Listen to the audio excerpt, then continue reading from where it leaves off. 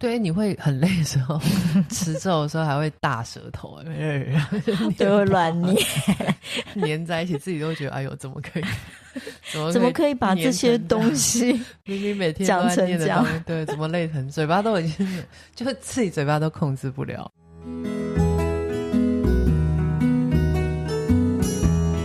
小绿，我是 Zephyr， 欢迎来到汉蛋801人生侦探所。我们这一集要讲的是破解持咒的迷思，还有告诉各位蛋宝，我们有开了一堂课有关于灵性冥想的课程，然后限定5个名额，如果大家对于打坐跟冥想有兴趣的话，再请大家看一下我们的资讯栏，看一下报名的资讯。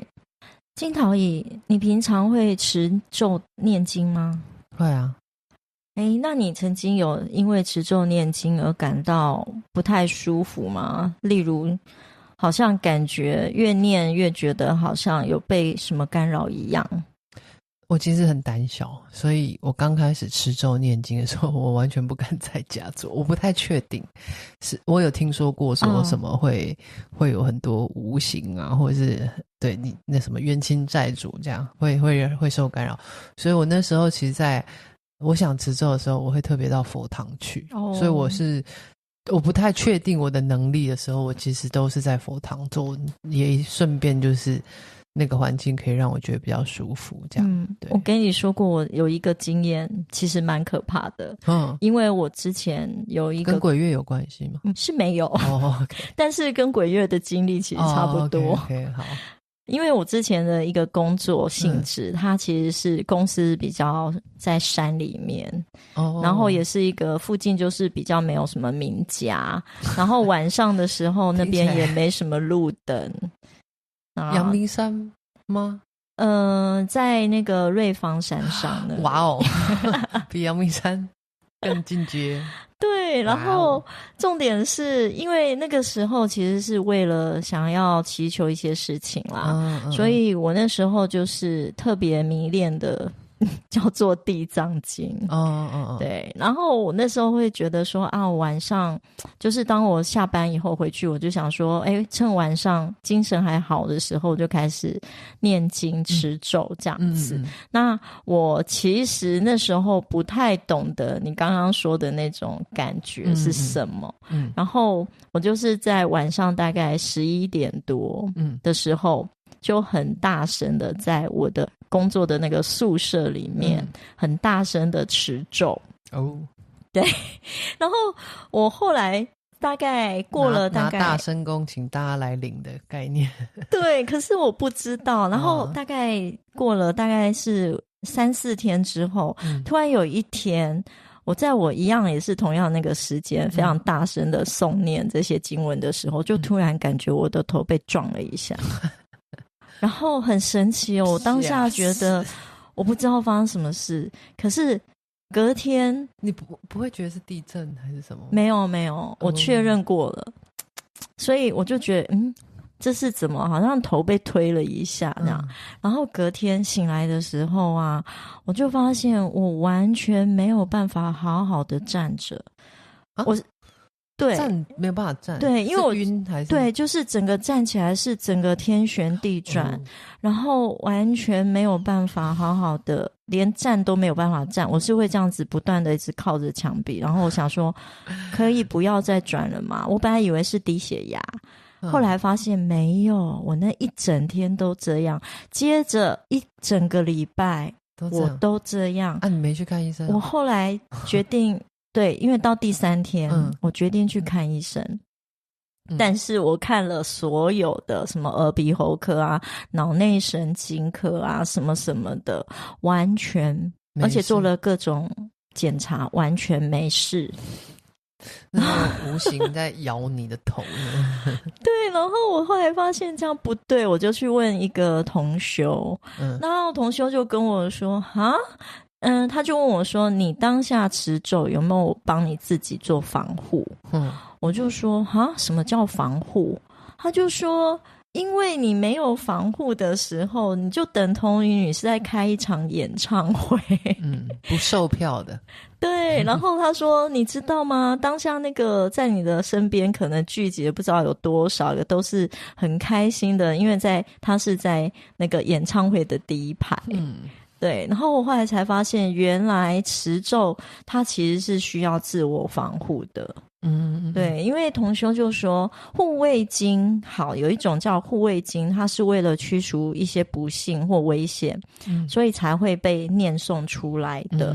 这一种就会这种经典，他们其实会保护那一些念诵经文的人。OK， 所以是有特定的几个才是，对，其他是应该像演唱会。对，他说这种就是避免你身边的一些灾难啊，所念的经，这种就是一种护卫经，所以其实不需要额外再做一些防护。可是如果是一般念经持咒，那其实我们最主要的目的其实也是希望把自己的善行转回向给他人或法界嘛。那这个其实我们会希望不管是无形有形，都希望他们离苦得乐。所以其实会吸引到很多想要得到功德的一些无形来靠近。对，然后没有想到我就大概有一整个礼拜我就这样开了这样子的演唱会。我想到一个好像有一个说法，就是我们其实都是这个善念嘛，对，是希望我们持咒或是念经是要回向给这些众生啊，还有冤亲债主等等的。可是其实我们念的能力，可能我们以为我们念了多少，但实际上就很像你其实只赚了100块或者1000块，然后你就昭告大家说来哦，就是好像整个台北车站流浪汉大家都来跟我来请你们吃饭，这样是不可能分得够的。对，那因为我自己之前在持咒念经的时候，因为我就有听过像你这样的经验，就是会被干扰这样，但因为我没有经验过，所以我就不想要经验，所以我不是说我就都到佛堂嘛，对，然后一直到我有那个，我觉得我有自己的保护能力在家念之后啊，我也不敢说我要回向给谁。我都是比方说我念地藏经好了，或者是我念那个阿弥陀佛经，那我就是念完之后就拜托说地藏王菩萨帮我分。没有啊，因为我那时候也是初学者，所以其实我就傻傻的，因为我想说我抱持了善念，然后没有想到说可见我的善心不够所以我就会东怕西怕，不敢这么大方的给。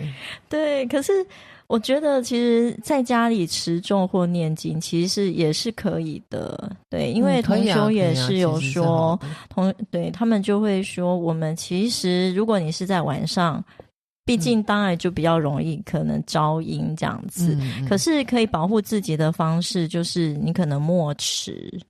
对，默持也是一个方式。对，因为要方便大家能够在随时随地都可以念嘛，那在家一定是比较方便的，那就可以用默持的方式这样子。或吃午饭吧，就是那种中午休息的时间，阳气正重。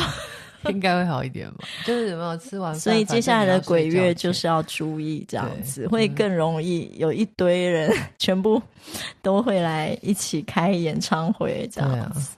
但是我很常听到别人讲说什么他什么持咒念经啊，什么好像越持咒会越念经越衰或越不顺，然后反而感觉就是好像没有效。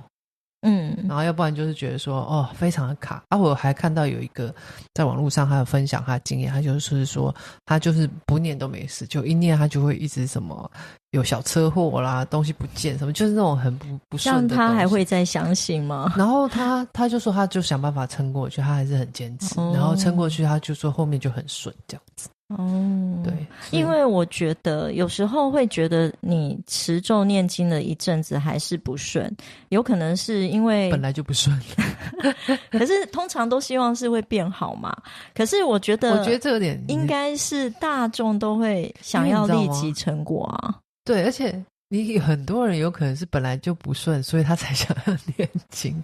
对啊，然后念经之后反而让自己更注意到这些不顺，就会觉得超不顺。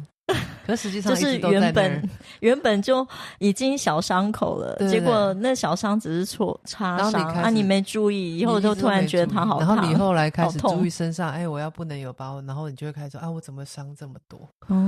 会不会这也是有可能？是不是其实这样？就是其实你之前其实都已经无感了，或者是你根本没有去注意，对。就是持咒后可能我们心有静下来，然后我们开始注意到很多事情，很多小细节。其实你已经习惯东西老是落东落西的，然后这忘东忘西的，然后这没做那没做落掉这样。可是你持咒或者是念经之后，你心静下来之后，你开始注意到你每个行为都有一点点小 bug 小瑕疵，对，然后就会觉得怎么这么不顺。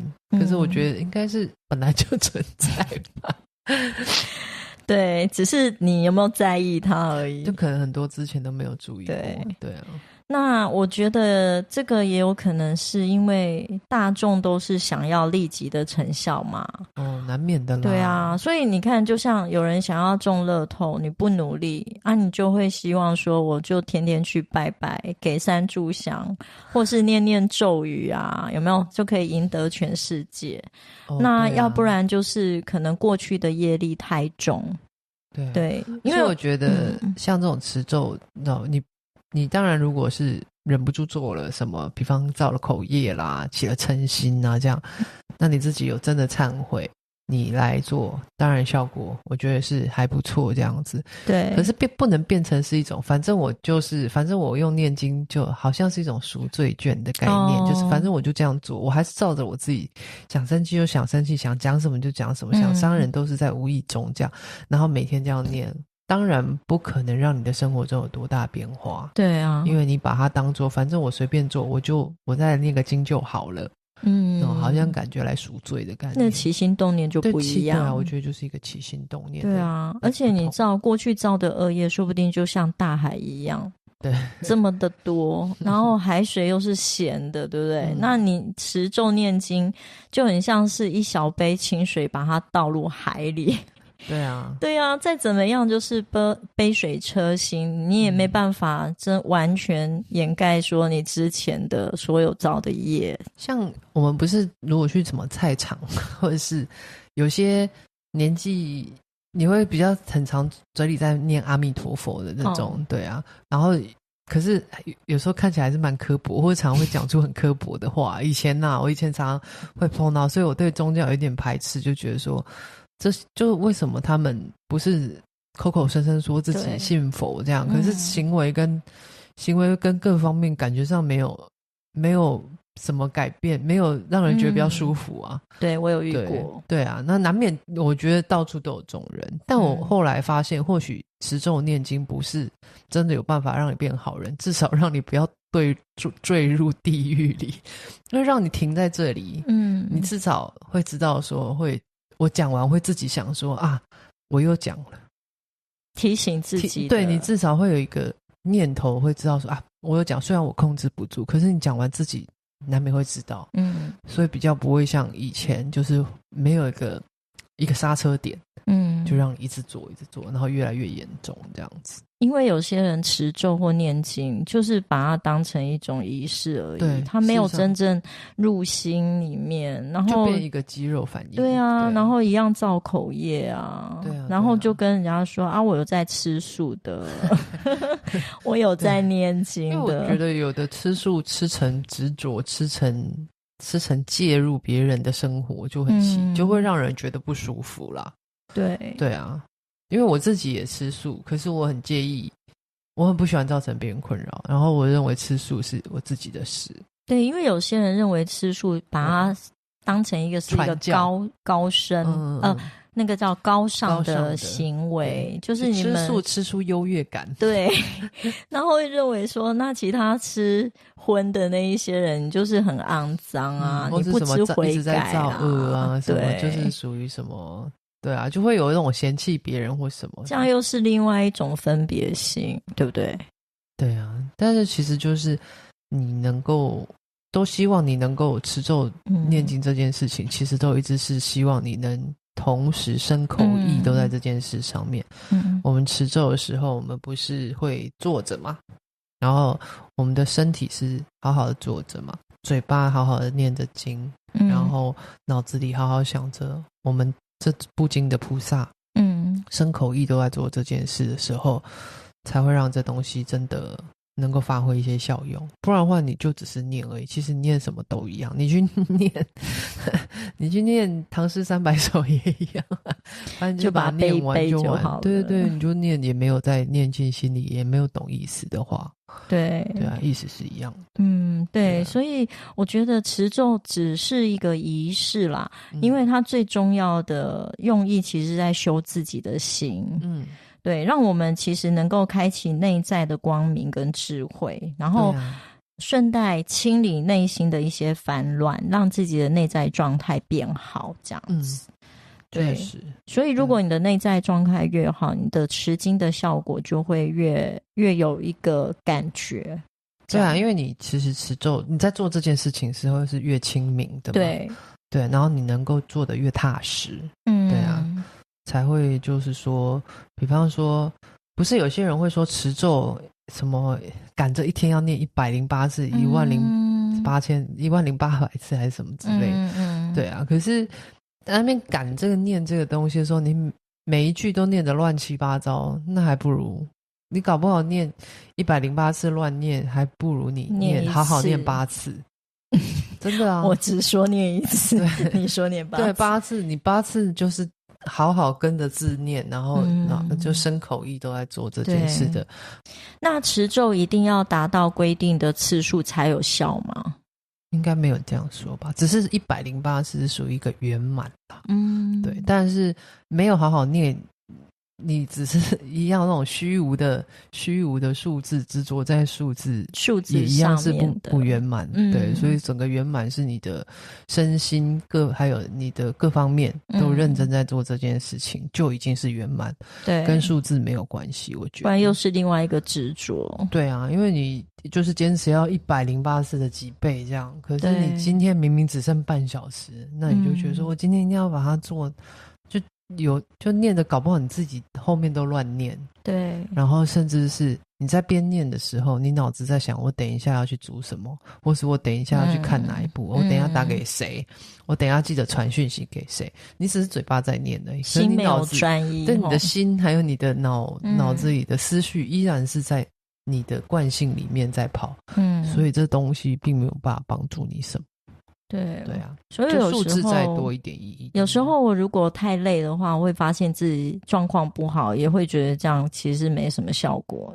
对，你会很累的时候，持咒的时候还会大舌头，就会乱念，黏在一起，自己都会觉得哎呦，怎么可以把这些东西明明每天都在念的东西，对，怎么累成嘴巴都已经就自己嘴巴都控制不了，还想要控制什么？对啊，所以其实持咒不是像那种打怪集点数，没有了，对不对？对，因为应该是说持咒有点像我们玩 Candy Crush， 有没有？你每一个你虽然每一次都可以一点一点上去，可是你每一个关都有分3颗星，或是半颗星。你虽然过了，但你只有半颗，就你并没有到满。对，那你虽然还已经可以静下来一阶，可是你如果对自己有一点精进，你会希望，那我希望每一阶都是在做好3颗星的状态下往下一阶去。对啊，没错。那呼吸呢？呼吸跟那个频率或节奏，你会特别去？我通常是会跟我自己的呼吸，就是我通常是持一句持咒的话，或者是我念经念一句的话，我就是吸一口气，然后慢慢念完，我也把气吐完，然后就再吸一口气，再下一句。这样就是等于是让我的呼吸去跟着这部经去一起共振，去跟着它的步调走。对，我不会是边讲话一直边呼吸这样子。我应该说刚开始或有时候急的时候，我确实会就是呼吸会比较乱。但我后来是会变成是我一句就是一个呼吸，一句就是一个呼吸这样。那当然越长，我的呼吸就要调的把它吐的比较慢一点这样子。对，我就会去调整自己的呼吸。我会觉得这样子的话，我会觉得我的心跳变慢，缓和下来，我自己的感觉啦，所以我才会提醒我自己，就是在呼吸跟共振这方面。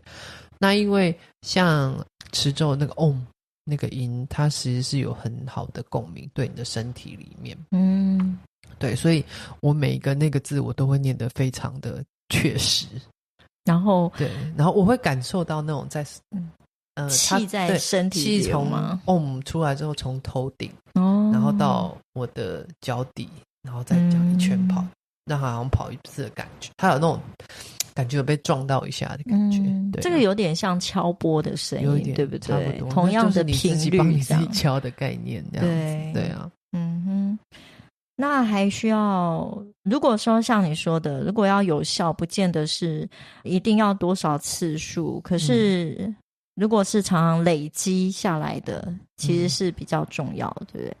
对啊，比较能够维持长久的习惯。对，而且如果像持咒或是念经久了，你慢慢就是比方你就算今天在做捷运或者是在外面工作的时候，你开始心烦气躁，你自然就会想要念，你就会想要持，你会知道这是你定下来的其中一种方法。对啊，对我来讲是啦，我是这样子。然后我晚上睡得比较有点翻来覆去睡不着，我也会就是慢慢持咒到睡着。持咒到睡着，可是持咒到最后面不是都会觉得自己好像没办法再持续下去？因为如果是我躺在床上持的话，所以可以躺在床上持，那就是对我当初没有是抱着什么我要回向不回向，我只是觉得说我要把我的念头全部停在，我不要再去胡思乱想，然后再去想一些有的没的，脑子有点停不下来的概念，所以我就让他只做一件事情，那可能就有点像数羊吧，所以我就是持咒吃到我就吃到都不记得就睡着，对，所以我们还是可以用这种方式让我们好好的睡觉。对啊，我觉得这是你要说我是依赖也好，但是这对我来讲，就是我已经是对我自己身体来讲，我只要听到我自己身体在念这件事情的时候，我的身体就真的开始放松，对，所以这就是金桃姨的日常生活，对。好，我们下次也是来学学看你的方式吧。对啊，你可以晚上持咒，看会不会睡得比较好，但是要防护好自己。对啊，好，OK， 不要随便没有防护就开一场演唱会。对啊，要帮自己，你至少对啊，帮自己收个门票啊。好咯，就先这样子咯，拜拜拜拜。若你喜欢 Zephyr 和金桃姨的斗嘴跟节目呢，欢迎给我们好评、留言、追踪和分享，或者订阅 YouTube Miss Zephyr 的人生侦探所。